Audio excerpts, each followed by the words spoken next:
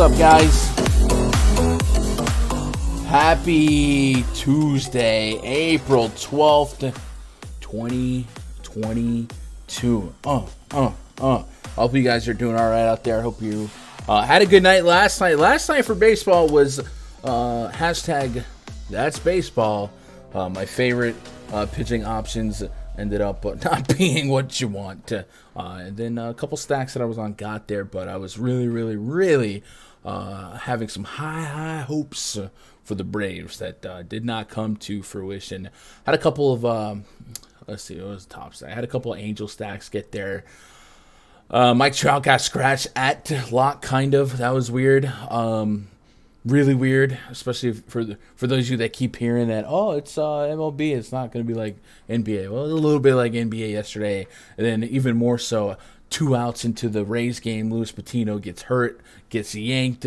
Ranger Suarez, not that good, gets hit up a little bit, and it's just one of those baseball variant outcome, and it just really tackles on the, hey, don't get too crazy in the first week or so of MLB because the hitting conditions are worse. We don't know where pitchers are at in terms of their pitch count, but two, just where their stuff is. And stuff is just like a general terminology to encompass, spin rates, velocity, are they throwing strikes, stuff like that. And we've certainly seen some rocky starts, but all that stuff is, I got confidence those pitchers will find it. But then again, pitchers start adding different pitches and they start adding stuff, working with different catchers, different pitching coaches, stuff like that. So there's going to be even more variance at the beginning of the season for some of the high-end pitchers, especially on this shortened spring training where we just didn't see guys able to ramp up that much. But what are we going to do? What we're going to do on this stream, research a little bit, play a little music, vibe out a little bit. Hopefully you guys can maybe pick up something along the way. So let's play. Yeah, there we go. Put a little tunes on. What's up, chat? What up, OMG? Skimmer out here. Steve Leibowitz, RC Player. Neville, you guys doing all right? So here's kind of like the format for this show. And if you guys think I should polish it up a little bit more, I'm fine with that. But I just kind of like the raw research, the hunt here. Whereas NBA and all these other sports, it's more of just presenting what's on the docket. For baseball, I do a little bit more digging in here, but the spreadsheet's so easy to help me do it, so it's not like that meticulous. But I figured the format for this show is going to be, I'm going to start off talking about the weather. If there's troublesome spots, I'm going to update some lineups in the spreadsheet, see what's sticking out, and then we'll go game by game. So if that's cool with you guys want to take some notes, if you've already done some research and want to share it with us in the chat, that's cool too. And then also, if the music's too loud or too low, let me know. We'll hit that skip. Like this song, kind of got the guitar rip that like it feels like it's all right, but I'm just not sure. So first and foremost, let's pull up Kevin Roth's weather report for baseball today. So I'm going to go to Roto Grinders, pull up MLB weather.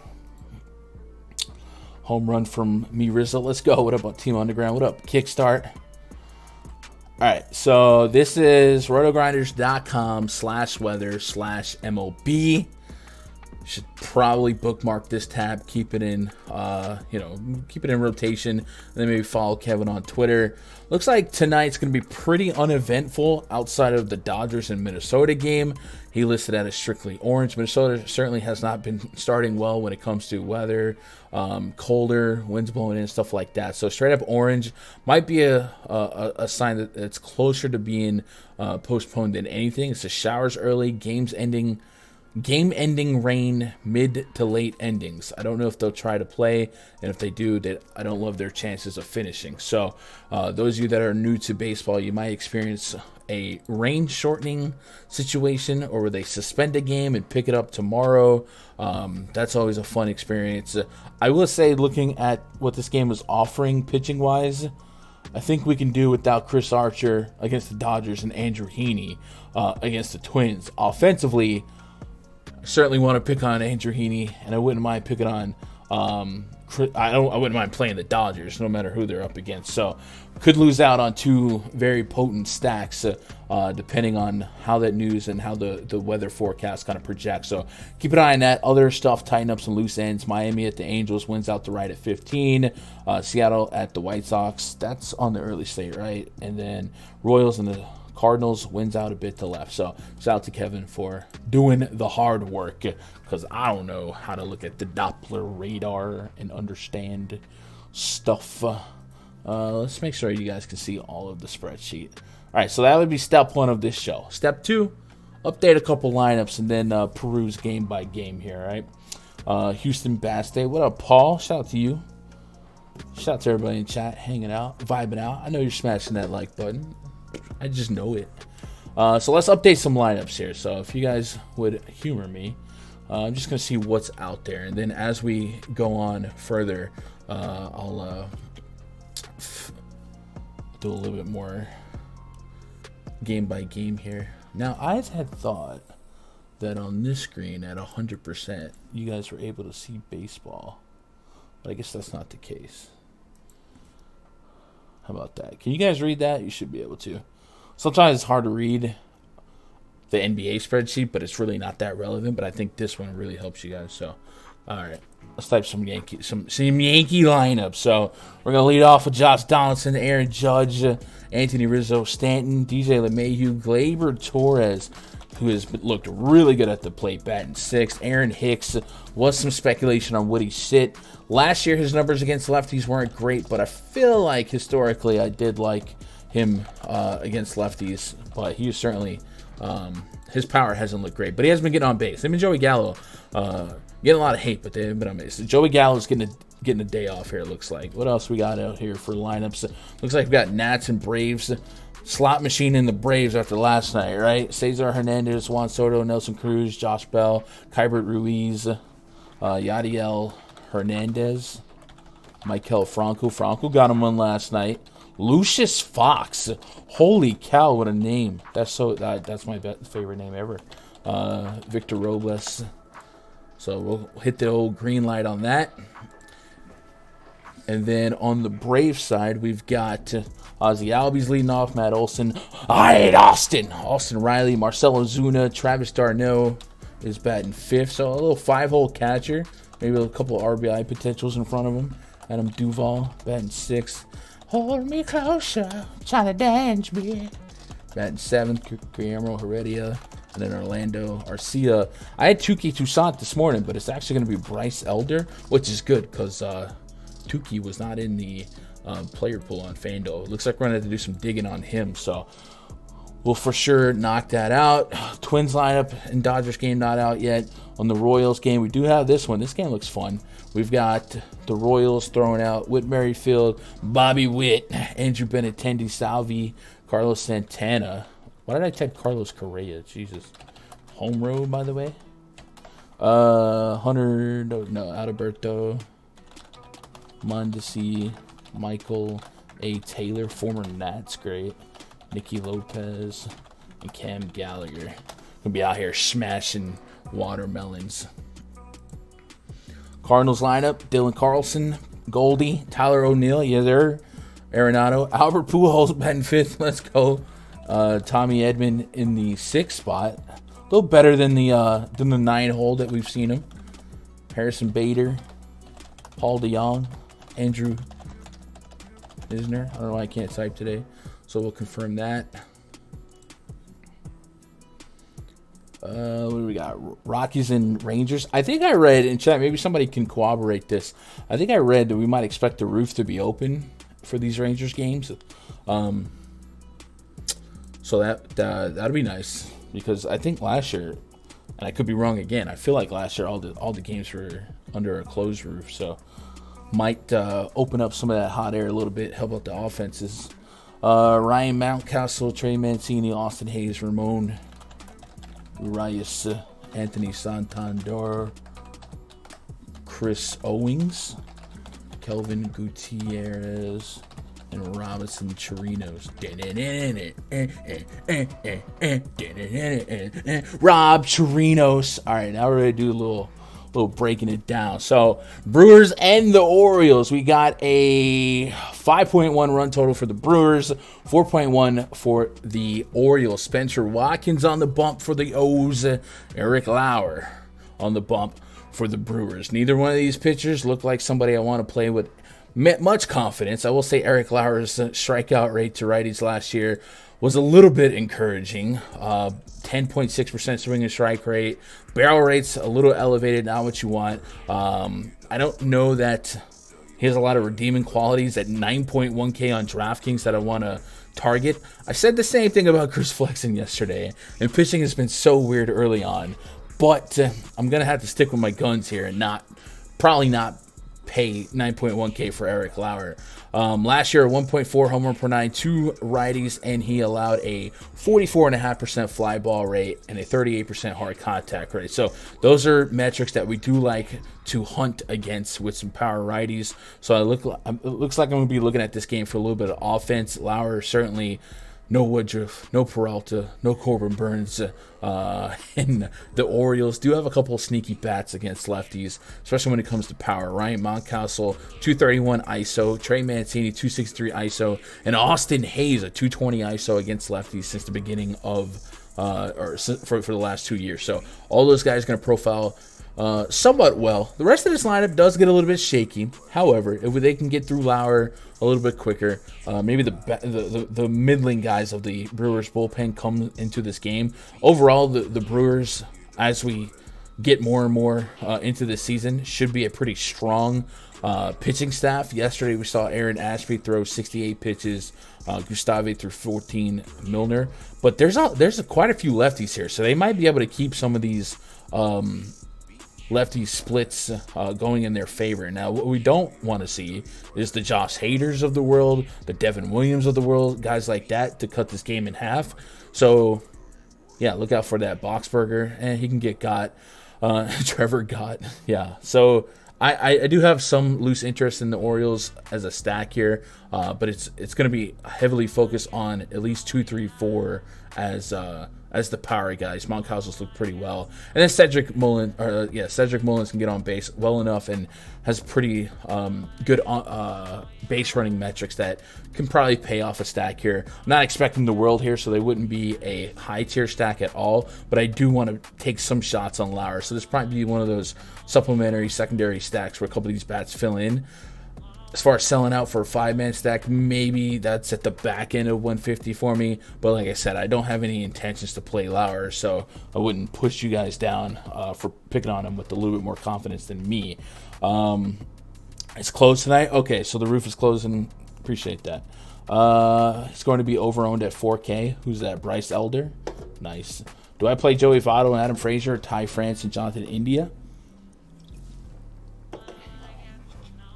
I'd probably lean Votto and Frazier, but yeah, I don't know. I'd probably lean Votto and Frazier, but like that's so close that I wouldn't overthink the process. I just think Votto and Frazier, some contact lefties, and Votto's a beast. So I'm almost always going to lean the Votto side. On the Brewers offense against Spencer Watkins, Watkins has a 13.7% K rate last year over the course of 54.2 innings pitched, a 7% swing and strike rate, an 11% barrel rate. That is not what you want. Brewers can continue to find themselves in plus matchups pre-flop where they're going against pitchers that are average to below average.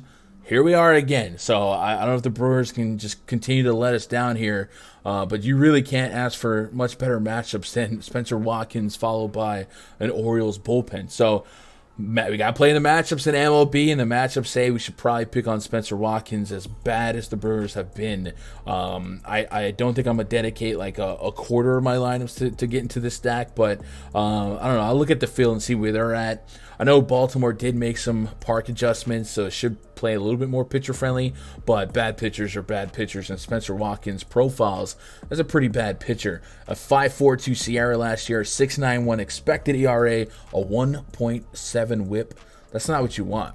It's not what you want. So, who profiles the best? Well, if we start with the bomb ratings, right? The highest numbers in the bomb detector. Willie Adames has a 4.34. Andrew McCutchen has a 4.66. I think this is actually going to be the highest on the bomb detector today. 4.59 for Hunter Renfroe, 4.09 for Lorenzo Cain. The trend here is that they're all righties, and although Spencer Watkins did allow a 1.7 homer per nine to righties or to lefties last year, he allowed just a 27% hard contact rate. So that's why the bomb detector is giving better grades to the righties than the lefties, because somehow Watkins didn't allow a 40+% hard contact rate to lefties. He did, however, allow that to righties. So everyone's in play here, but the righties are going to profile just a little bit better if we are going to pick up where we left off last year on Spencer Watkins. And then maybe if we got some time, and we do, because I say so, we can go to Spencer Watkins' MILB numbers, maybe look at his season from 2 years ago, right? And just see if it's in his DNA, his pitching DNA, to serve up some more power to righties, or if this newly pushed back left field wall is going to bail him out with some warning track flyout. So against righties last year in the minors, 16.1 innings pitched, allowed 3 homers. So like we talked about yesterday, if you guys start seeing, or if you're doing some minor league research, you're wondering, okay, what's that in homer per nine? What's that for? Is that good or bad? Well, think about 1 per 10 innings is an easy way to remember it. So having 3 and 16, yeah, it's elevated, and it's still elevated against lefties in the minors as well. And he's played as a fly ball pitcher in the minors, and that was also supporting his splits to righties, a 147 whip to righties, 292. Now the sample size is a little bit smaller, but we have a bigger sample size once it got to the majors here. So let's pull up 2020. I guess that was the majors that I just went through. So I think I guess 29, just out there eating innings for him. All right.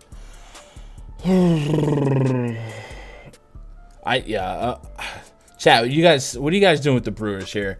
Do you feel like are you stung by them going to them in these great spots? I'm a little bit worried that this lineup is not out yet.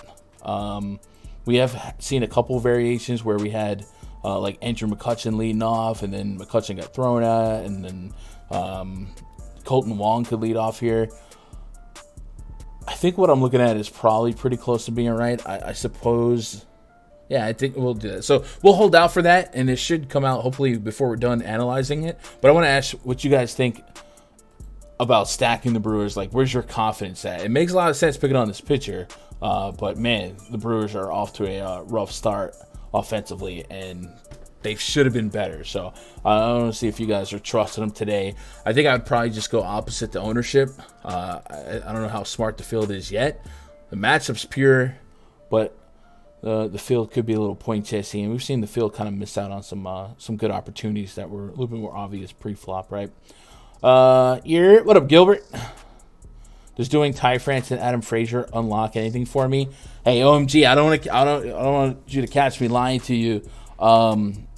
Usually, when people start asking me 1v1s, 2v2s, I ask what's the rest of your lineup, and I'm looking to make that stuff correlate. So if you're talking about Votto and Frazier, or France and India, I mean you're grabbing 2v2s that are not really connected. So I would almost always try and correlate the one-offs or the two-offs and grab 2 guys that maybe touch each other in a lineup. Not saying back to back, but if Votto's on base out of the 3 spot, could the guy in the 5 spot hit him in? You know what I mean? So that's just me, but that's my approach. But pre-flop baseball, I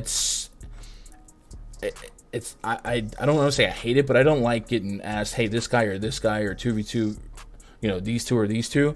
If there's no correlation, it's just what is the story your lineup's telling?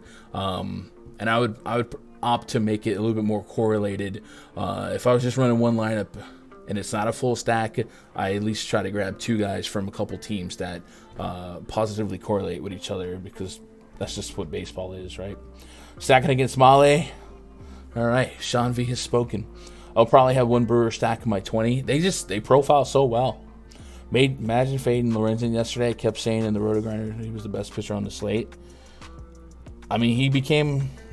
He was in some of my top lineups at 5K. I didn't have him ranked number 1 or nothing like that, but I think victory lapping results after 3 days in baseball is a little bit weird.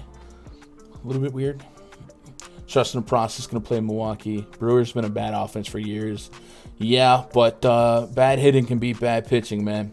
Patino ended my night. Yeah, but that Patino injury sucked, man. It sucked. What are you going to do? Any thoughts on scoring in the first inning props today? I'll look at that, Paul. When I kind of get a pulse on everything, I'll check out the PrizePicks board and kind of see what we can get away with and what we can support. I do know, I guess it's over now, but they had a strikeout taco on Shane Bieber. They brought it down to 5, so I was there on that. I guess we can see, as we go game by game, what we do and what we don't like. And I threw out some props yesterday in the premium and the free Discord. And my process is to, much like I just said, I'm correlating the fantasy plays and, kind of one-off in the other stuff, the no-run first innings and the strikeout prop, stuff like that. So just taking a peek at this game for fantasy. I'd be wanting to look at fantasy scores. I don't really want to bet much else. I will say, if you guys are used to the scoring being the same as Fanduel, it's not for baseball. There are some differences. I know yesterday Ozzie Albies hit a double and a run, and that was worth 8 points on Fanduel, but only 7 points on PrizePicks, and that caused a little bit of confusion. So make sure you do understand the points and what they're worth. But I don't, when I take the over on fantasy score, I'm not really projecting a double or something like that. I'm just projecting good spot and I'm playing the matchup. And remember, I'm always flexing. So for MLB hitter fantasy score, the Braves are a viable stack. We'll wait for the official lineup to come out. Also when you're searching, they go by city acronyms. So Adames, McCutchen, and Renfroe. But we don't have fantasy points on them. So I'm going to hold out for that. We do have Adames with 6.5 fantasy points. And if we let the bomb detector tell it tells us we should be looking for these righties. So if we do get Adames, McCutchen, and Renfroe in a positive spot in this order, I'm interested. And this is also one of those spots where Adames and Renfroe, who normally come with insane strikeout risk, 28% against righties the last 2 years, we heavily neutralize that with the fact that Spencer Watkins is a big contact guy with just an 11% K rate to righties. So we can really drop that down. And when we do that, we take advantage of these ISOs and these the barrel rates for Adames when he made contact. His batted ball event barrel rate was 11.5%. Renfroe was 14.5%. So I'd be looking for that. So let's say PrizePicks, MLB, let's go stacks. And for every stacks, we're looking for fantasy points. And I believe you can only put 2 guys from a team together, so you have to mix and match. But we would be looking for Adames, Andrew McCutchen, and Hunter Renfroe. And I don't want to touch either pitcher here. And I don't know that they're offering much on these pitchers. Strikeouts for Eric Lauer. So, do we have a pitch count on Lauer? I think these are pitches that we have to do exhaustive research here. It says Lauer's a full go after scratch from schedule start, blah, blah, blah, blah, blah. All right, so if we just give him 70, 80 pitches in the K Factory, we'll do it for both. 70 to 80 pitches on Eric Lauer, give me 5 to 5.9 strikeouts. And for Spencer Watkins, I'm getting 3.8 to 4. Not good. But I'm probably not going to touch these guys. If I did, I'd be flirting with the under. And then first run innings allowed. I think I would lean the over based on how bad both pitchers are. And I might even flirt with the game total going over here. The Orioles are applied for, I guess that's cutting the game in half with the bullpen. But I might like the over. But man, the Brewers have just been so rough to watch. Bad product. I like Yelich versus a righty. Oh, dude, I kept hearing my cat meowing, and I wasn't sure if it was part of the beat or not. I was like, someone just make a beat with a cat meowing? I had 5 lineups, 4 had Patino. Yeah, it sucks. Hey, you gotta brush those nights off and just laugh about it. Not only did Patino completely die and ruin some lineups, Suarez was bad, and on top of Patino dying, the Athletics popped off, which was consensusly the worst team on the slate. It just is what it is. And then you got a position player in Brett Phillips pitching. He gives up a salami, man. What are you going to do? Baseball's baseball. The variance is bad, but it's fun at the same time. You just have to embrace it, man. It sucks. I know. All right, let's move on to the next game here. The Brewers were really bad at bat from Renfroe with the bases juice yesterday from exploding. McCutchen has been hitting fine. Yeah, I'm fine with McCutchen for sure. Blue Jays at the Yankees. Yusei Kikuchi taking on Nestor Cortez Jr. A pair of southpaws going at it here. Almost 70 degrees out there in the Bronx.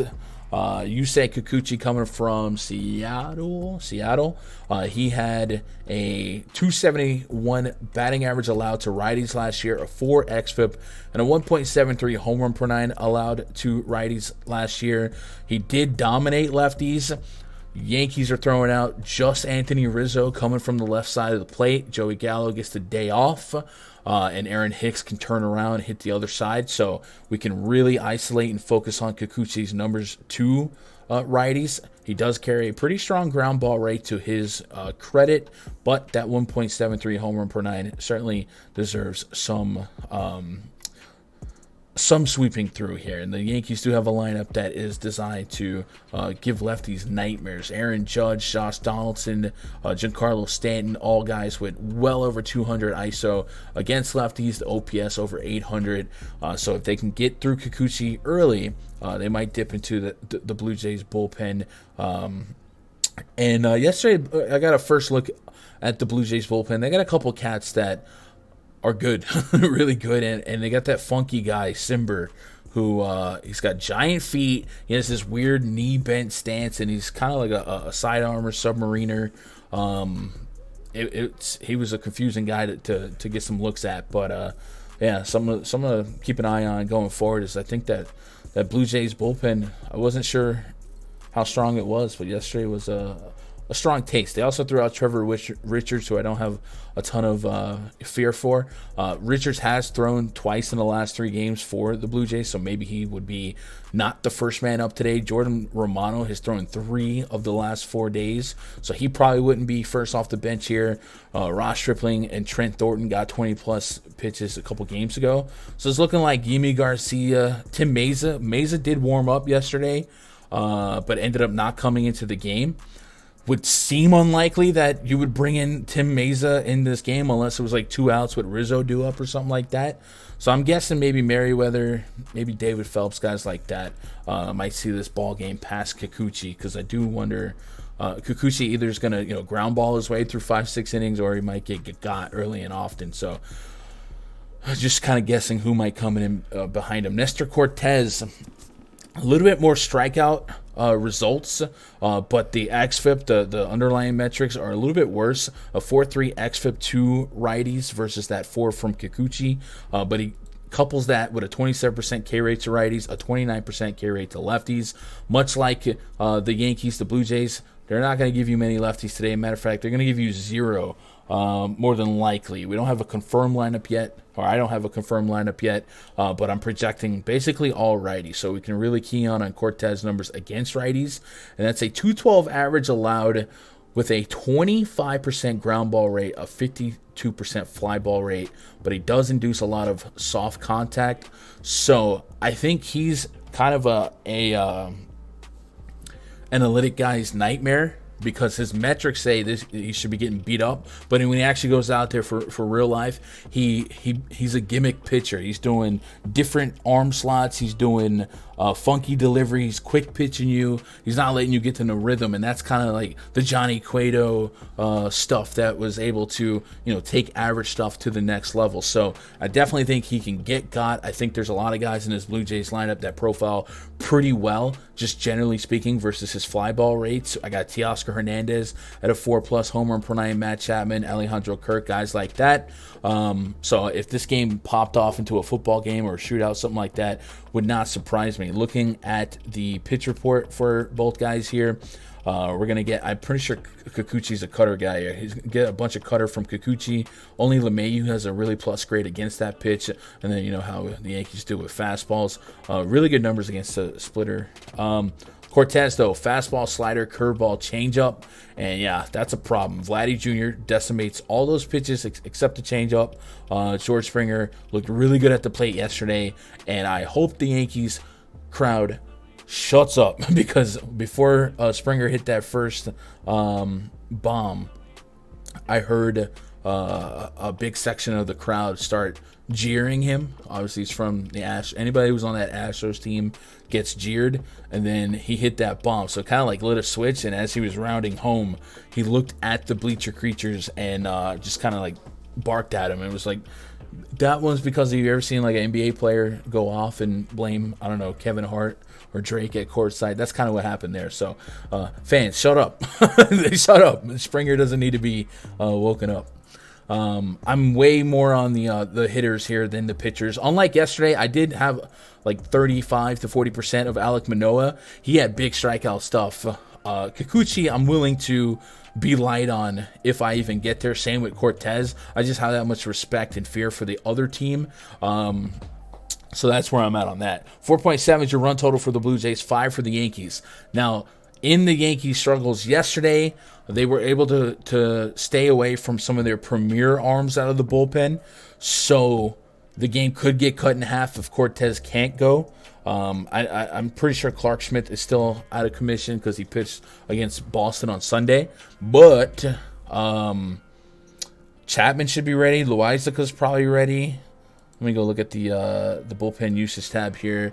Chad Green's probably in the mix. So if they get to this lefty pretty early, I think the Yankees could still cut the game in half, although I don't think they want to, because there's just a 4-game series. They still got plenty of baseball left. Miguel Castro, you might see him come out. He was part of a trade with the Mets for Joely Rodriguez, I believe. And Joely Rodriguez got smacked yesterday in Philly, and Philly was able to come back. So glad we avoided that one, huh? But it looks like we should at least know that Castro's live to come in this game. Chapman for the close if it gets a safe situation. Although last time Chapman came out, I think it was a hold. Chad Green should be available. Clay Holmes should be available. So some good arms out of the bullpen should be available. So it could damper the second half here. And we're just kind of hoping we can get through Nestor Cortez. Let me get caught up on chat. Yankees need a new effective center fielder. Hicks is awful offensively. Hurtful to watch him at the plate. Willie, it feels that way. It does. But I'm pretty sure Hicks leads the Yankees in hits so far. Him and Joey Gallo get a lot of hate, right? Do we have updated game logs yet for DFS? Yeah. A hit yesterday, a hit the game before. He's got a hit in 3 of the 4 games. He's carrying major hate because when he gets out, it looks bad, and it's a lot of soft contact or double play, stuff like that. But he's getting hits. He's getting hits. Get on base. Move the baton, right?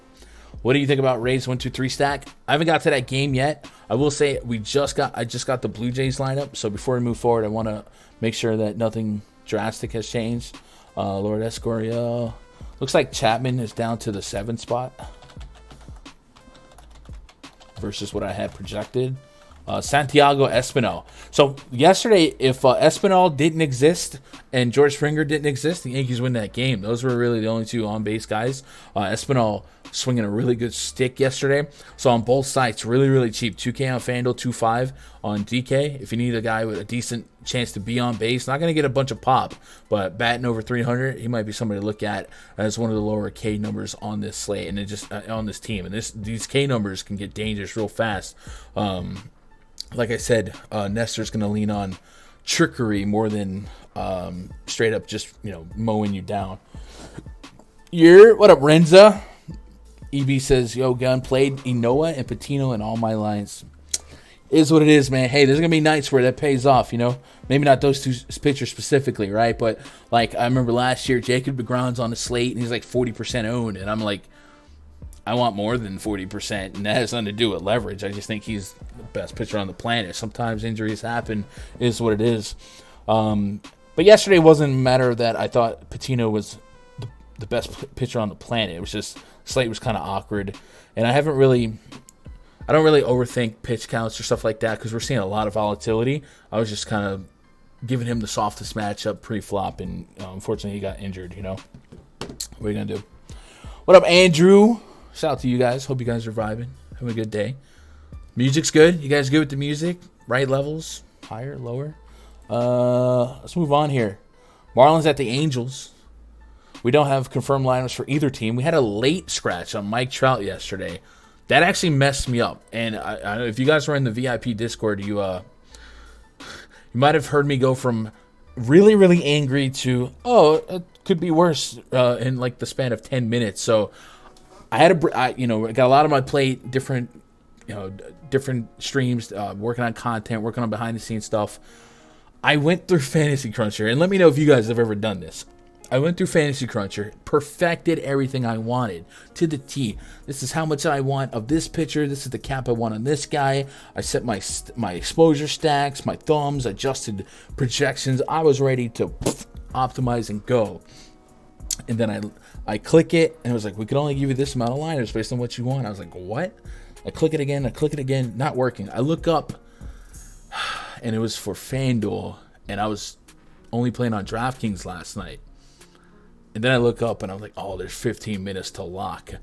This sucks, right? So then I got to go to DraftKings real quick in the optimizer and try to get all that set up going, blah, blah, blah.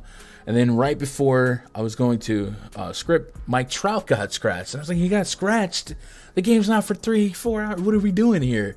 So I tried to adjust that, and then even all that, I missed lock. And it was an earlier lock than usual. So, biological clock and all that. My, what do they call it? Circadian rhythm. It's a little messed up for DFS lock anyway. I missed the first two games to upload, which means I missed out on Luis Patino. I hit my desk. I was like, fudge, man. I missed it by like 30 seconds. I was like, God dang it. That was my highest owned pitcher, blah, blah, blah, blah. And then I hear in the chat one of the Vipers going, no effing way, blah, blah, blah. I was like, what happened? What happened? And Patino got hurt. So I've never felt so good and bad at the same time because I obviously was going to be heavily invested in Patino, and then he got hurt. With that said, all my pitchers kind of sucked last night. Not all of them, but I had Ranger Suarez. He was not great either. I think I only got like 50% back yesterday, but that's how it goes. If I nail pitching, super profit night. That's just how it goes. If I don't, I don't. But just kind of funny story. Make sure that when you're setting your optos, man, you got the right site hooked up. And yeah. Anyway, team says, unfortunately, I do that all the time with the two different sites. Doesn't that suck? Or sometimes you forget to check the right slate, stuff like that. Anyway, Marlins at the Angels. We've got Jesus Luzardo taking on Patrick Sandoval. A lot of lefties today on the bumps. Luzardo, 7.3K on DraftKings, 7.1 on Fanduel. Sandoval, 8.4 on Fanduel, 7.9 on DraftKings. Last year, Luzardo moved to Miami and just had a really rough go of it. 95 innings of sample size. He offered a 4.72 Sierra, 5.3 xFIP, a 1.62 whip, and a lot of his woes came against right-handed hitters. 20% K rate, 291 average allowed, 2.5 home run per nine, 5.59 xFIP. Even more so alarming here is, he played in Miami, right? It's more of a pitcher's park. So is he able to fix these problems? Because he was a good pitcher before coming over, and he just couldn't find it. It wasn't quite the extremes of Patrick Corbin to last year, but it wasn't that far. Maybe it was because I don't know. Corbin was at least striking out lefties and getting lefties out. So Luzardo, we're looking for him to see if he has fixed his problems this year. So Luzardo, spring training. Let's pull up his spring training stats. See if we can't get a lean. We were raging in chat. That was not a fun night last night. It means we're getting a takedown. Hey, man, we got to bounce back. Last night took a L, but let's go spring training. What up, Edgar? Oh, we got Milwaukee out. Adames, McCutchen, Renfroe. Okay. All right. Well, I'll go back and adjust in a minute, but that looks pretty, looks like most of the names that we had. So spring training, Luzardo, 11.2 innings, 10 strikeouts, less than a strikeout per inning, 103 whip. So obviously the sample size super, super small. And, you look at last year's, these numbers weren't bad either. So we're keeping an eye on that. Can we split that? I don't think they do. Do they do spring training splits? That would be great. Just to see if he was still struggling with righties. 6.2 innings against righties, 308 average allowed, 6 Ks, 1 bomb. So that's that. So I guess we're just gonna have to keep going off of that. We'd like to see Mike Trout in the lineup. I was watching the game last night. Mike Trout was in the dugout laughing about it, laughing about the game. They said that if needed, he could have checked in the game and even played outfield, but lucky for him and the Angels offense was able to take care of business. So, assuming that we're back to normal here, if we get a Trout lineup, I'm in on that. Odell, a couple big shots last night. Now, I know coming into this season, has just a 212 average against lefties. We got to understand, man, Odell was one of their top prospects. So, if he can live up to the hype and maybe find it, some guys, we get called up the rookie wall or even just trying to get right. You don't transfer immediately. We've seen guys struggle out of the bus. Even like Vladdy, had a little stretch where it was a little rough to watch. But last year, Jared Kelenic, guys like that. So I'm willing to kind of give Joe Adele a little bit of forgiveness on last year's numbers and hope that he starts catching up to some of his projections. Looking at his minor league stuff, recently it's 2019, 289 batting average, slugged 475 with 10 bombs, 7 stolen bases. So OBP was fine. And then last year slugged 592, and most season he slugged well over 500 with 20, 23 home runs, stuff like that. So last night could be a taste of him tapping into his talent here. So if he's going to get rewarded after last night's game with maybe a better spot in the lineup or even just be in the mix, something to keep an eye on, especially at 2,300 on Fanduel. As far as stacking the Angels, yeah, I think I will, as long as Mike Trout's in the mix. Look out for if Ohtani plays. I think tomorrow might be his day to pitch. If not tomorrow, maybe soon. Sometimes they rest Ohtani a day before pitching. And if it's against a lefty, not that he can't handle the business against a lefty, maybe he takes the day off and maybe they DH a Trout or something like that. So something to keep an eye on. Strikeout-wise, this is a lineup that is certainly much more suited to average righties and below average righties than lefties.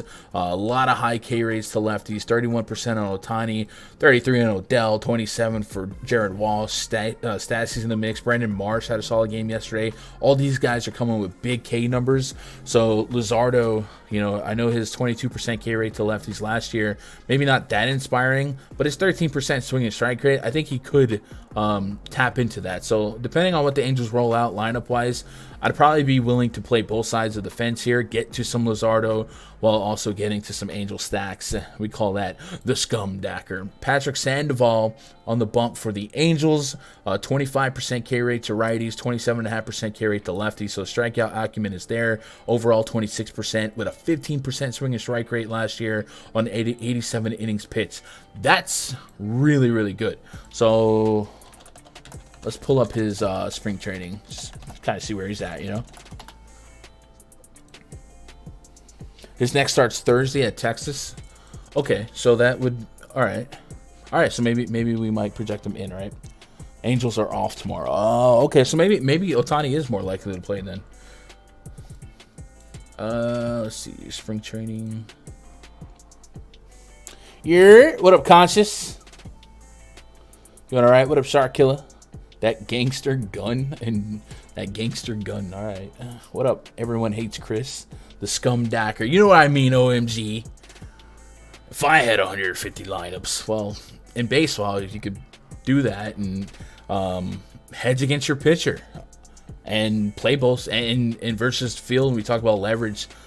And I'm not saying that spot specifically, but oftentimes there's spots where the field is underweight on a pitcher and a team, and you could be overweight on both and just reap the benefits, right? That's just what it is. That's how it be. This year in spring training, Sandoval looks like he had a rough start.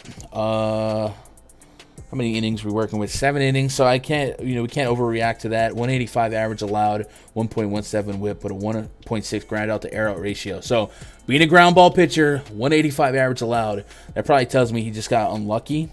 2 homers, maybe mistake pitches. Remember, spring training, not necessarily pitching to make spots or make pitches or find your RPMs right away. You're trying to build up your arm, get that velo, get that pitch count up. So I think 7 innings is not enough to feel confident about. I would like to maybe guess or have an estimate on what we might expect as a pitch count for Patrick Sandoval. And he's dealing with a back injury, so that's scary too, especially after yesterday, right? We knew Patino had I think it was a shoulder issue. I would like to feel better about a pitch count here. But like I said, if I don't have a specific number, I'm probably gonna put 70 to 80 on most of these guys. But there are definitely several examples so far of 50. So we'll look at the K factory here. With that said, the Marlins lineup does have some stanky names against righties, you know what I mean, or against lefties, you know what I mean. Jorge Soler. Look at these ISOs against lefties. Jorge Soler, Garrett Cooper, Avi Garcia. He got scratched yesterday. Jesus Sanchez homered yesterday. Numbers against lefties okay so far, but a 40% K rate. Probably really low sample size all the way through on Jesus Sanchez there. But Miguel Rojas bats for a high average against lefties. So I see you guys talking in chat about maybe getting some Marlins stacks. I don't hate that. And maybe I'm just playing all the sides on this game as well. But if Sandoval can tap into this K potential, I mean, 15% swing and strike rate, guys, that's up there. I mean, we're talking probably Corbin, Burns, like that's elite of the elite. Is there a way I can sort swing and strike rate? And I don't want to stall. So 15% is elite though. So if he can tap into that, we have 87 innings of sample size supporting that. That's really good numbers, and his barrel rate at 6%. I'm willing to play him at 7,900, and maybe play both sides of the fence here. So that's my plan. What up, Adam? Is it an idea to stack Reds, Pirates, and Mariners in a lineup for early slate? It would be an idea, yeah. I don't want to. I hope that didn't sound rude, but I don't understand. You know what I mean? I don't understand which. Is it an? Oh, maybe ideal. Oh, I'm sorry. You missed the L there. I'm sorry, Adam. Is it ideal to stack? Brian Medina. Hey, man, I appreciate that sub. Hey, Adam, I'm going to be honest with you, buddy. Or Adam? Yeah, Adam, I'm going to be honest. I haven't paid too much attention to this early slate. Looking at it, you asked about the Reds, Pirates, and Mariners. So Reds, Pirates, and Mariners. So Reds have a 4-1 run total. Pirates 4-3. Mariners 4.4. I don't mind picking on Velasquez with lefties. There's a couple in that lineup. I mean, Shane Bieber is not somebody I would pick on, but if you want to get contrarian, sure. I put respect on him. That's a potential Cy Young Award winner. But it is 70 degrees in Great American Ballpark can be a problem. And then Pirates against Drew Smyly. I'm sure Michael Chavis and Brian Hayes profile pretty well. I also like the thought of the Cubs looking at Jose Quintana. I think Patrick Wisdom, Clint Frazier, probably guys I want. Suzuki, don't leave out Suzuki. If it was just me, without any research, I'd be stacking Cubs. I guess I'd be looking at the Mariners. I usually like the White Sox, but that Brash kid's got some stuff. It looks like I'd be stacking Cubs. If you are playing that slate and you're optimizing for it, on small slates, something I like to do is allow up to 1 or 2 hitters against my pitcher. It's a little bit different from the average build because a lot of the default settings is don't play hitters against my pitchers. But on these smaller slates, I think you can get away with it. And I think it's borderline, I don't want to say optimal, but it's fine. What does your mean? Your is kind of like a New York hello. Every area has that, you know what I mean? So like or it has that slang. But for me specifically, you're that's like yo, hello. You know what I mean? It's like hello. It's a greeting. Yeah. He'll be elite owned as well, which means I'm gonna stack against it. Hey, you want to play small slates and just stack against the highest owned pitchers on it? That's fine too. I think there's so many different processes in baseball. Every process, not every, but most processes, the dog will have their day. And I think that's fine. If you're even if it's a net, projected to be a net negative for you, it's just like $5-10 you can throw away, sure. But baseball is such a high variance sport. You guys are learning real quick. If you're new, like you saw last night, no one had the athletics. A lot of people had Patino. Injury and a bad bullpen happened. Off nights happen. You ain't got your stuff. That happens. Great American Ballpark, these hitter-friendly parks, hey, they happen. So even if you just wanted to strictly stack against the highest owned pitcher on a 3-game slate, which is going to be a lot more condensed, I would imagine Bieber's got to be 50+% owned, if not 70+. Yeah, go for it. I wouldn't talk you down. Brash is low owned. White Sox high owned.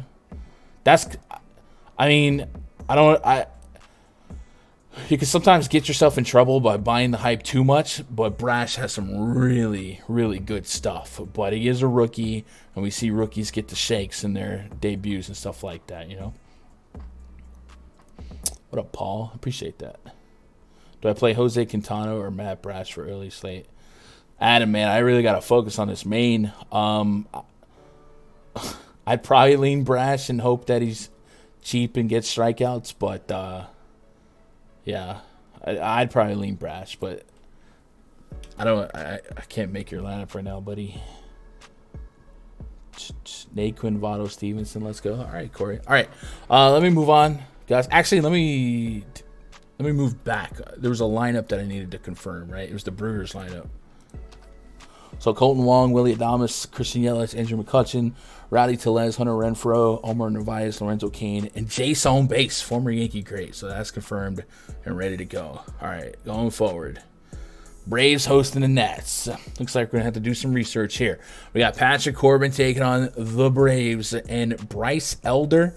Patrick Corbin looked pretty solid in his first game, which is good for Nats fans because you guys paid him a decent chunk of money to come from Arizona. So let's go look at the game log on that. In that first game, he carried a 4.41 xFIP. That's actually not good. Had a 50% ground ball rate, 75% LOB rate, a 455 BABIP, which is a little higher than what you want. But again, the sample size is small, so you're going to get really wonky numbers. 4 strikeouts in 4 innings, 2 walks, 5 hits allowed. So 5 hits and 2 walks in 4 innings. He was playing with fire. So I'm not willing to buy the hype too much, but at least we saw a little bit of strikeout acumen there. And then looking at the plate discipline results from the first game, we had just a 7.9% swing and strike rate, 72% first pitch strike, induced almost a 37% swing rate, and 28% of those went outside the zone. So, guys, I'm going to be honest, I'm not buying it yet. I'm not buying it. The results were there, but it also says that maybe he was a little bit lucky. And I also believe in the slot machine method. If I full stacked the Braves against the lefty last night and I got one run to show for it, I'm not getting up. I'm not leaving the slot machine, walking away while old Edith in her walker comes over and puts Ozzy Albies in her lineup and takes all my money. So guess who's back at the Braves well? Yeah, that's twitter.com/Gundacker. Braves a 5.4 implied run total. I'm there. So yeah, Corbin, you're gonna have to prove it to me. I'm not buying what you're selling just yet, even though the results have been there. All right. Corbin is facing just one left-handed batter tonight. That's Matt Olson. Matt Olson, a 284 ISO to lefties in the last 2 years, 850 OPS. So don't leave him out of those stacks, especially if they can dip into the bullpen. And let's focus on what Corbin has done against righties the last 2 years. That's a 300+ average allowed, an aggregate of over 1.5 home run per 9, nearly a 1.5 whip, a 5.62 expected ERA. By the way, I do like the Braves against lefties just as a rule of thumb. So Braves are probably going to profile as one of my favorite stacks. So let's add the Braves stacks. Matter of fact, the Braves, honestly, are probably going to be my favorite stack on the slate. But don't quote me yet. So we're going to add Braves here. And then, just looking at it, I'm going right back to the 3 that I was highest on yesterday. Albies, Riley, and Ozuna. Ozzy, Albies, Austin Riley, and Ozuna. And if you're wondering what I'm typing up, some of you guys that are watching maybe don't play DFS and have been hanging out because of PrizePicks. I do like attacking fantasy points for these hitters on PrizePicks, so I'm correlating my cards. So I'll probably have some cards that have Albies and Riley together and Ozuna together, stuff like that. So I just jotting it down. So give me the Brave stack for sure in DFS. And then let's do some research on Mr. Elder. I had Tuki Toussaint this morning, but that was not the case. So do we respect our Elder?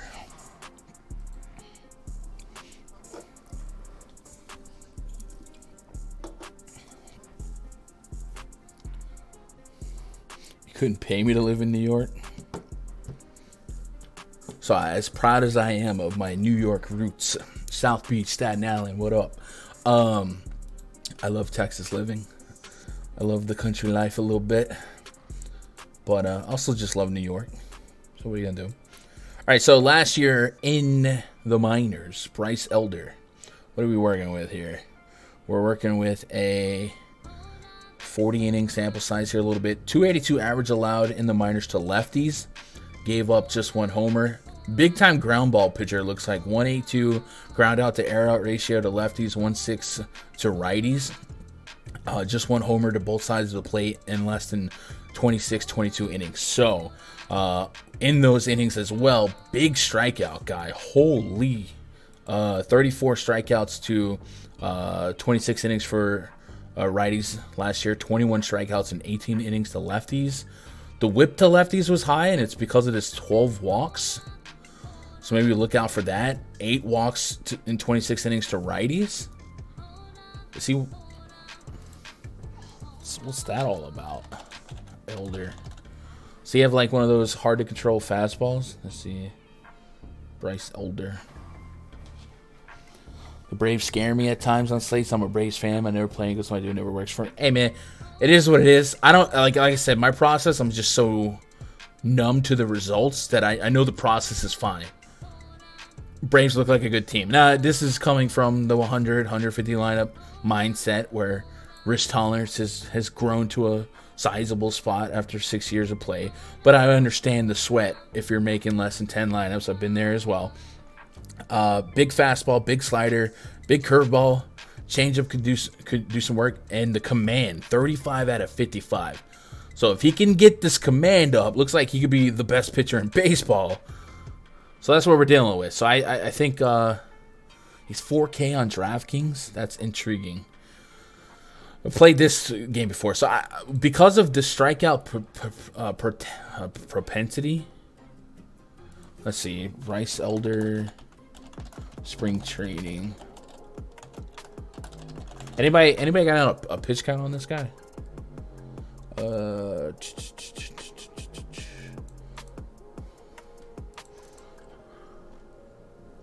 think 4K is cheap enough. I'm going to have him in the back end of the player pool because it looks like he does have big strikeout stuff, but the walks could be a problem.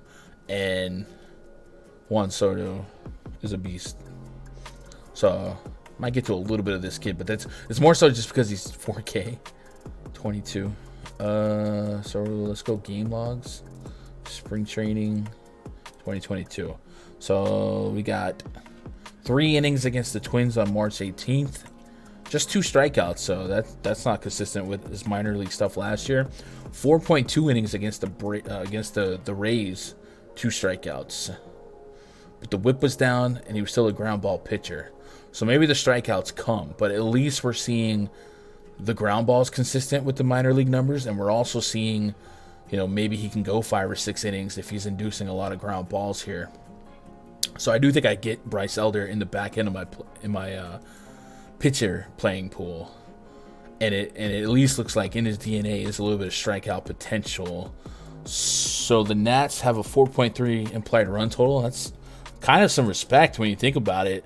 Braves bullpen definitely not something to be feared of. The temps are pushing 80 degrees, and they think Elder and his pen should hold the Nats to under 5, under 4.5. Little respect. So I'm in on a little bit of Elder. I think Soto, Nelson Cruz, Josh Bell, they're gonna make the player pool just naturally.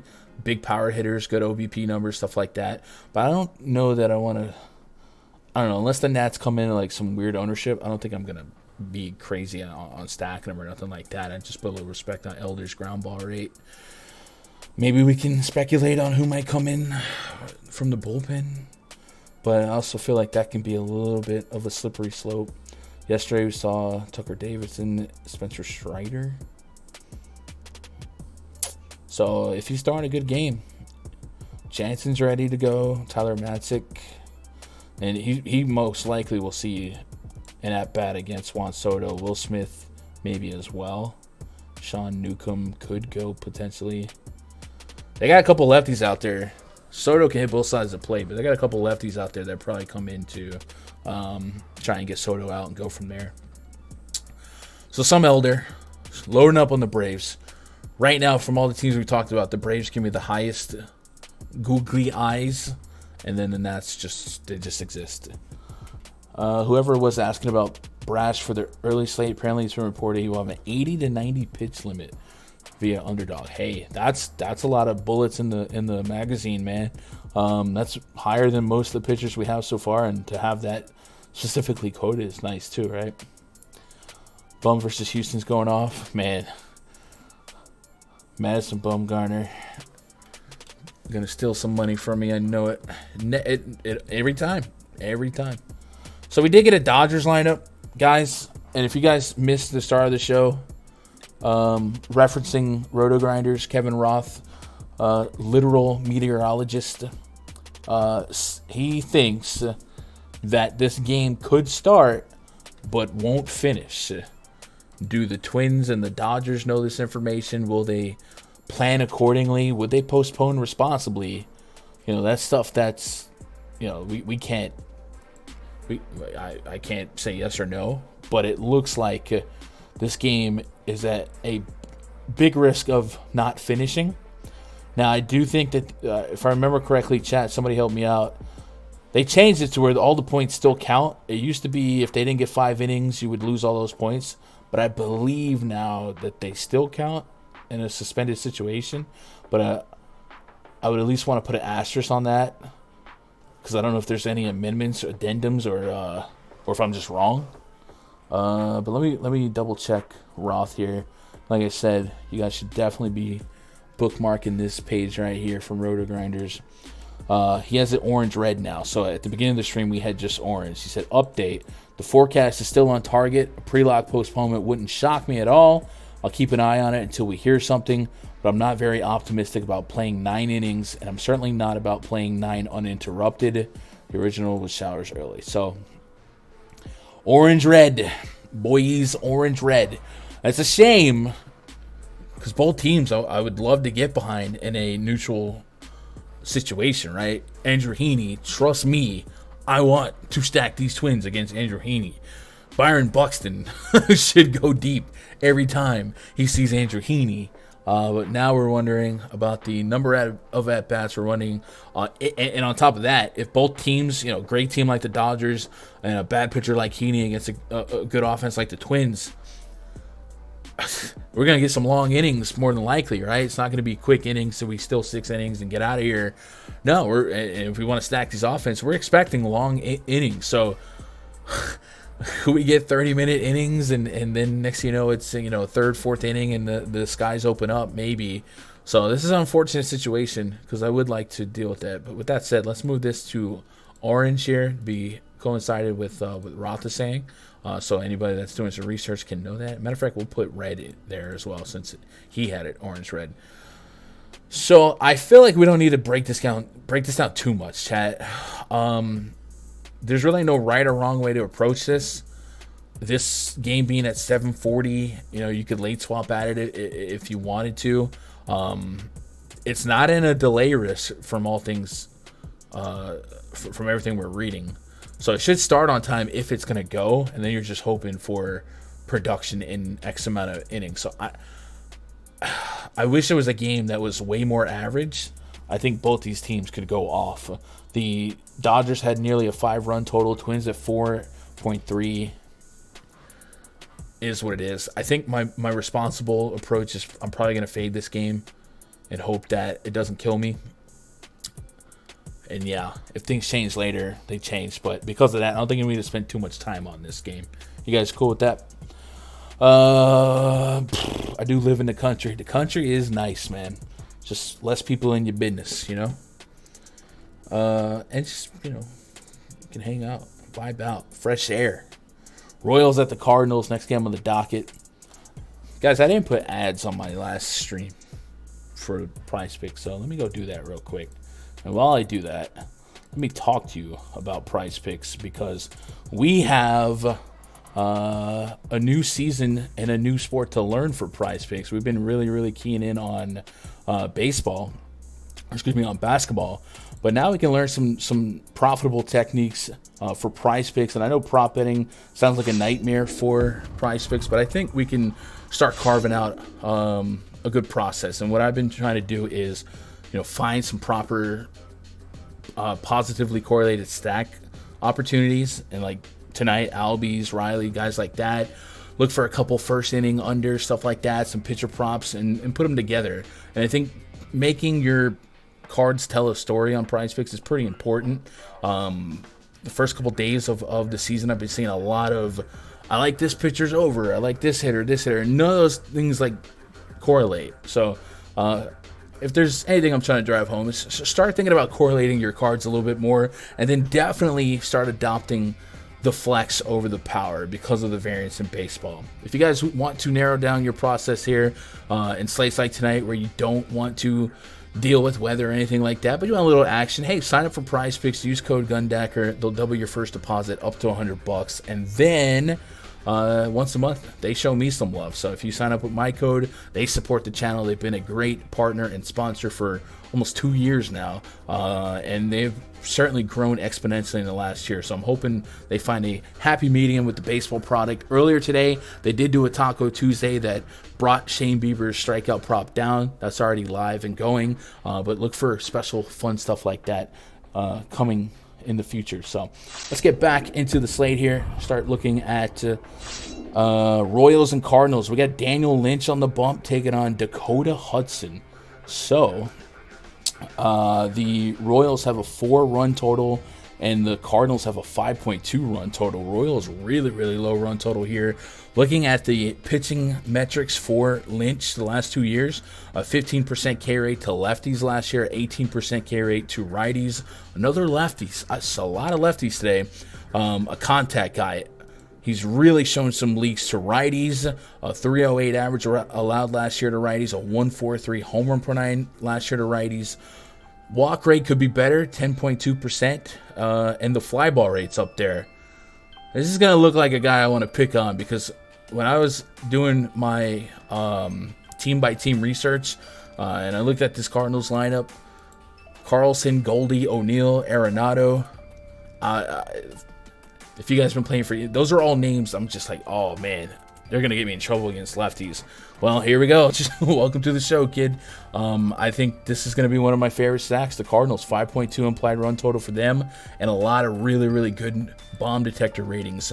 Over 4 for Goldie, for O'Neill, for Arenado. Even Pujols has a 4+ rating on the bomb detector, though I'm not sure I'll actively roster Pujols this season. He is 2,100 in an RBI spot on Cardinals on the Cardinals lineup. So Cardinals is going to look like one of my stacks tonight. I'm not going to pitch Daniel Lynch here. I just don't see any DFS redeeming qualities. On the Cardinals bump is Dakota Hudson.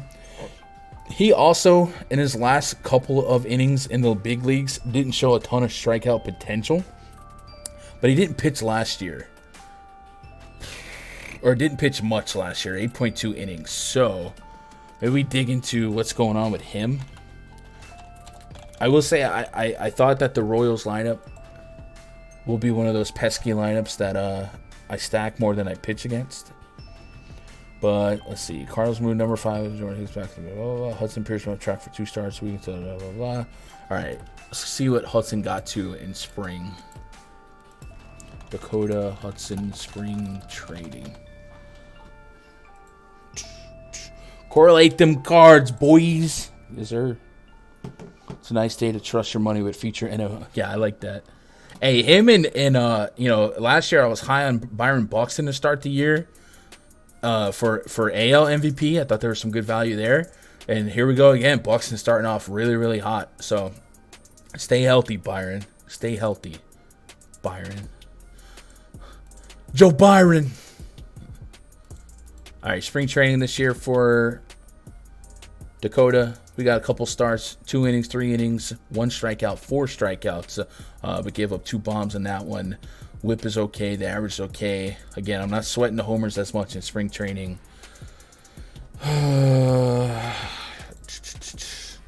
He'd probably be in the, I don't know, pile. 9,500 on Fanduel, I know. But 63 on DK. Can he get you a hitter point, right? Can he get 12, 14, give you home run points as an SP2? Maybe. He wouldn't be in my short list here. There's just a lot of unknown. As far as the metrics that I want to pick on, if we go back to the last couple years, he's been a big ground ball guy. Not a lot of hard contact. So is that consistent with his ground out? Yeah, he was a ground ball guy in spring as well. 1.5 ground out to air out ratio. So I mean, I guess if you give me a little strikeout potential and you're keeping the ball on the ground, I'll take a shot. Talent wise, if you want to get to some Royals, I think Bobby Witt's still too cheap. He's going to be one of the best players or he's supposed to be one of the best players in baseball, one of their best prospects. So I do think he's undervalued salary-wise on both sites. So I wouldn't push back on you getting to him. I think Whit Merrifield on Fanduel, 3,200, probably a little too cheap overall for what he offers. Good OBP chance, some stolen base potential, and just some of these guys being professional hitters. I don't think that the Royals make my short list on stacks, but the Cardinals dang sure do. So I'm going to add the Cardinals to my little stack list here. And it would basically be anyone 1 through 4.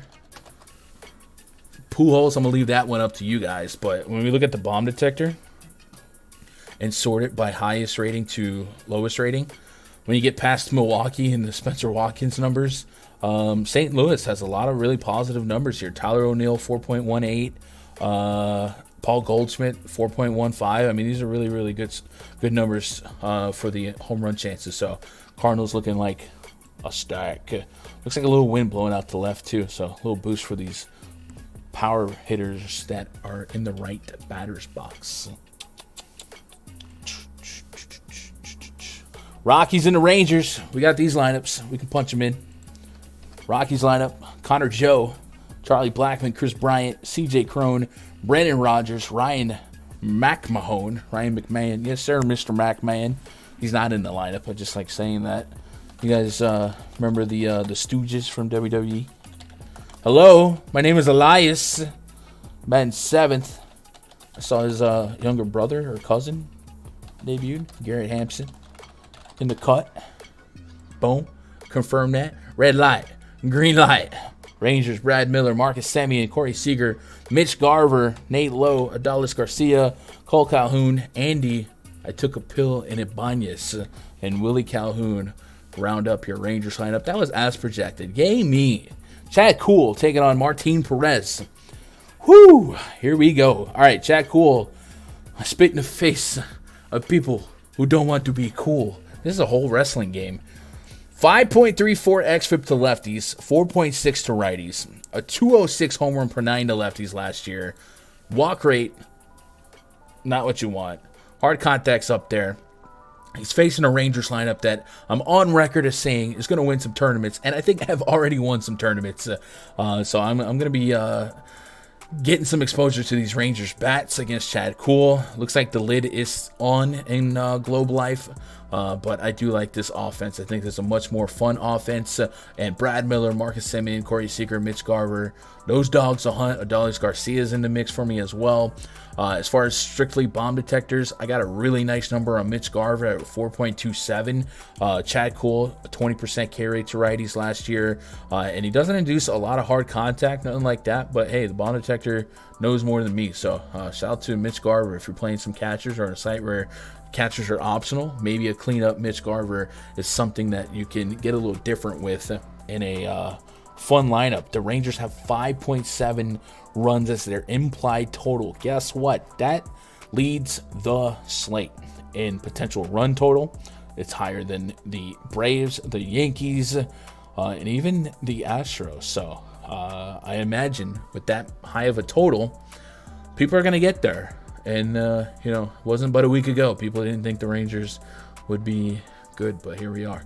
But I guess Chad Kuhl will do that. So give me some Ranger stacks. Absolutely. Not playing Chad Kuhl. I'm also not going to play Mr. Martin Perez. Martin Perez, 19.6% K rate to righties. 300 average, over 300 average allowed to righties last year. 1.79 home run per 9.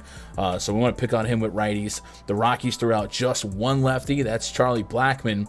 He bats over 300 against lefties last couple years. OPS of over 880. So really plus spot for everyone on this Rockies team. Now, you got to be careful with the Rockies. Obviously, their home field cores will inflate some of these numbers. But we know Chris Bryant away from cores hits lefties. We know CJ Cron can hit lefties. So these are guys I'm willing to trust a little bit more. The Connor Joes and some of his big games lately, do wonder, can I take that show on the road and get some solid results with it? But Chris Bryant, CJ Cron, absolutely. Randall Grichuk, yeah, he's going to be in the mix for me as well. But I'm getting over 4 as bomb. I'm getting over a 4 grade as bomb rating results on Chris Bryant and CJ Cron. So if I had to narrow it down to a couple Rockies, it would be Chris Bryant and CJ Cron. I'm against Martin Perez. I'm not going to have any interest in pitching either of these two, Chad Kuhl and Martin Perez. Stacking the Rangers for sure. Maybe get to a couple of Rockies, Let's get caught up on chat. Went with Brash Smalley in the early slate. Good luck, Obi. Good luck. Good luck to you guys on the early slate. Hopefully you get it. Younger brother, stop it. And his younger brother? I don't know. All right, we got 2 games left.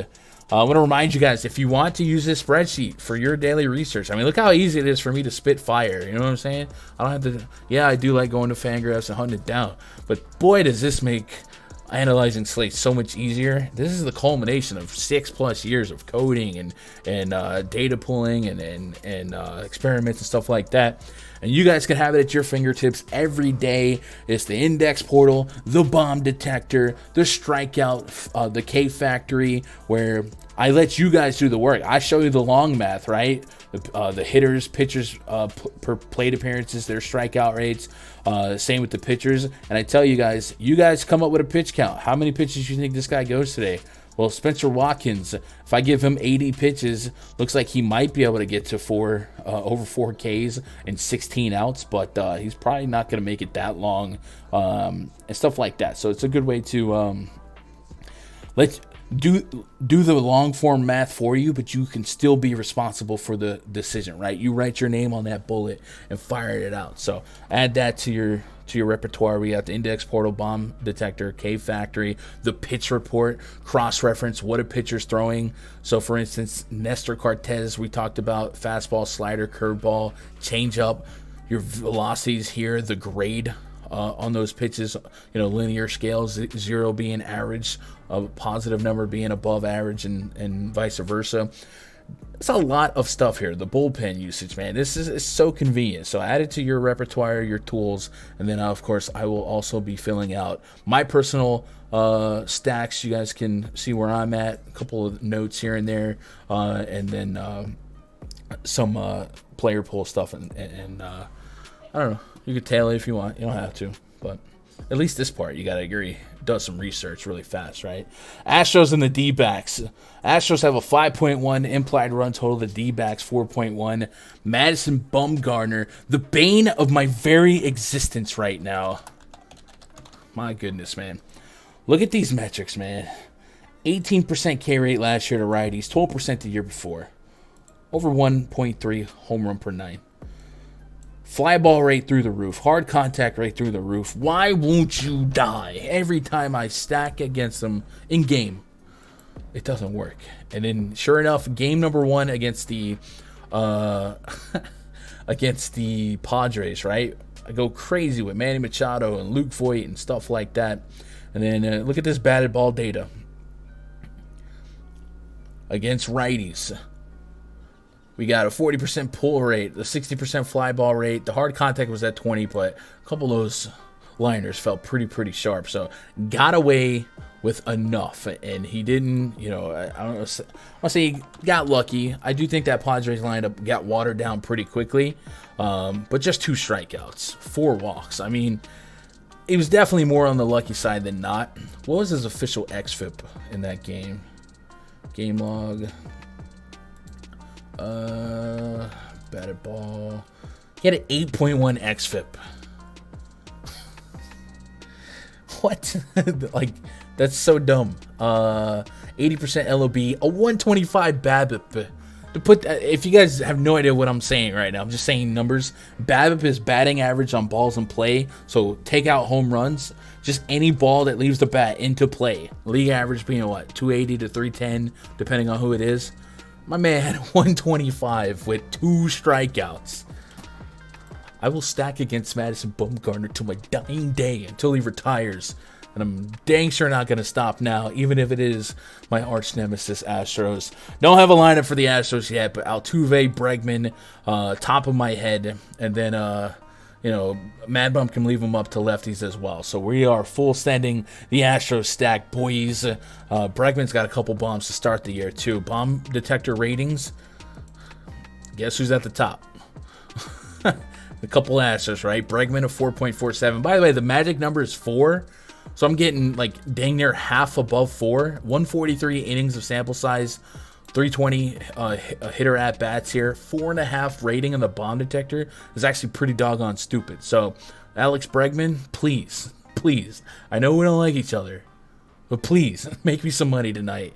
Take Mad Bum deep. Altuve's up there as well. I won't forgive him, but I'll make some money off of him. Luis Garcia on the bump for the Astros here. Last year, 3.98 expected ERA, 1.17 whip. On the road, a 3.71 xFIP, 178 average allowed, 4.2% walk rate, a 31.4% line drive rate. This D-backs team, we've been able to get away with pitching against them. I don't want to say get away with, but they've been pretty rough to start the season.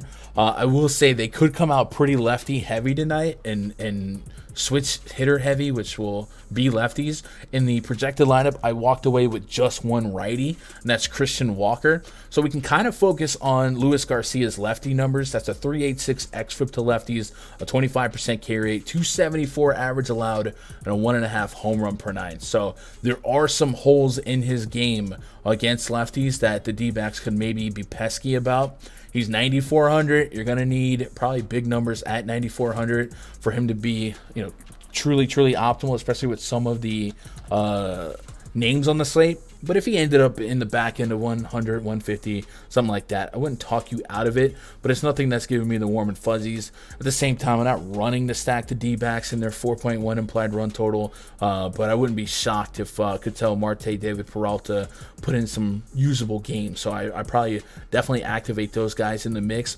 And give David Peralta credit, man. I've been watching some of his at-bats. He's looking pretty sharp out there. So I'm hoping for a resurgence because he was one of my favorite players to play. And then just the D-backs had a special season a couple years back where they were just so much fun for DFS, and the freight train was part of that, For the BVP lovers, Altuve's 9 for 26 with 3 bombs off a bum. Yeah, there you go. Man, my YouTube's kind of sluggish here. Okay, so let's move on to the last game on the slate. We didn't get any lineups out for this last 2 games. So we got Darvish taking on Alex Cobb. So yesterday I was on the first inning, no runs, and I probably run that back again here. Darvish looked great in his first game. Obviously, didn't give up a hit. Alex Cobb has been somebody that I trust more than I should. His advanced metrics really, really sharp, especially against righties. Last year, 2.56 xFIP to righties, 28% K rate to righties. Kept the ball in the park, and to both sides of the plate, keeps the ball in the ground. So I kind of like the thought of both guys maybe getting through that first inning, getting a groove before the hitters do. And we saw kind of low-scoring game yesterday. It's below 50 degrees. So in my notes for prize picks here, maybe I put, once again, San Francisco and San Diego, no run first inning. So that would be the under half a run on prize picks. And then what do we need to do? We need to add the Astros. And Altuve, Bregman are the two favorites there. And then the Rangers. And I don't really have a strong preference there. So these are the positively correlated names we could put together in cards on prize picks. So, yeah. Boom. All right, let's talk about pitchers here. I think both these pitchers are very, very viable. The Padres, boy, has there been a team with so much buzz that just we're not feeling it? Like them in a while, and I know Tatis is down, but even Luke Voit, he's regressing hard. Manny Machado has been doing what he can do, but this team is not that exciting. Maybe CJ Abrams finds it. Maybe Austin Nola keeps staying hot, but this is not a lineup that scares me, despite them not having a ton of crazy high strikeout guys in the order. So Alex Cobb is 7K. I probably take a shot at him. Hope to eat some 5-6 innings, maybe scoop a win, but I don't even care about that much at 7K. Just give me 14 plus fantasy points and I'll take it. Darvish probably has amongst the most upside on this slate. We're starting to get into a couple of teams that have their second start for their starting pitchers, and these guys, we're going to have a little bit better of idea of what we can actually get.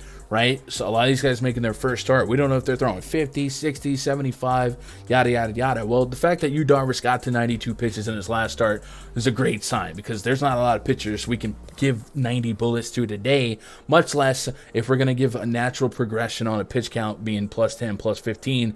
Darvish could break 100 if he's stooming. So while he didn't get a lot of strikeouts in that last game, he did make pitches when he needed to. And if he's going to have a shot at 100 pitches in his arsenal, I mean, that type of floor, I guess, is worth attacking. And this is a Giants lineup that does have some strikeouts in it. A lot of 20-plus percenters. Only Wilmer Flores had a sub 20% K rate in the last couple of years against righties. So I'm fine with going to Darvish here. I do want to look at Darvish's advanced metrics from that last game, because he was a little bit on the luckier side. There's a lot of people victory lapping playing him.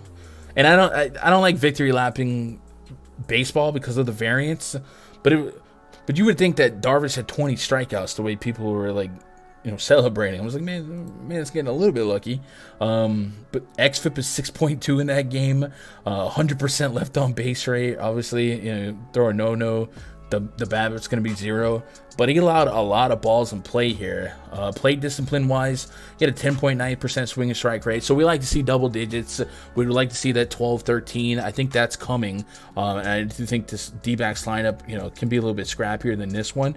But Darvish had a 12% swing and strike rate last year, which was actually down from his last couple years, where it's 14, 13. So being above 10%, though, I'm still just fine with that. And I think the strikeouts can only come up. With that said, we have Darvish for potentially 100 pitches tonight. What do we do if what do we get if we put 100 pitchers in the K factory? We get 8.29 strikeouts. What has PrizePicks got on Darvish for us tonight? No, they don't. What? 5.5? So I'll say this: the Giants lineup is not confirmed. And I would like to see a higher first pitch strike rate, right? 54%. Not what you want. I want 70 plus. But if you guys don't think 100 pitches is egregious, and you think these lines might be a little soft to start the season, and that night Darvish was throwing without his caddy Victor Caratini, got traded that day. Maybe now he's got a little bit more work. I mean, I'm probably gonna say 5.5 strikeouts seems a little light to.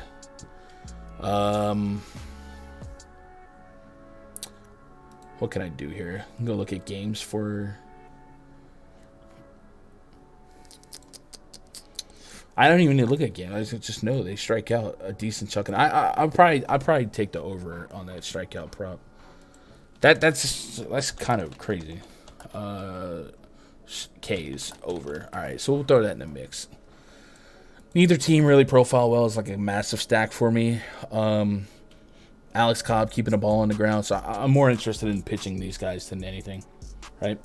All right, let's get caught up on chat, and then I think we did a good job. Yuli Gurriel is expected to be back tonight. Baby bomb narrative. Let's go, Yuli. Congrats. No lineup. I'll refresh the lineups one more time, see if anything comes out. But looks like nothing did.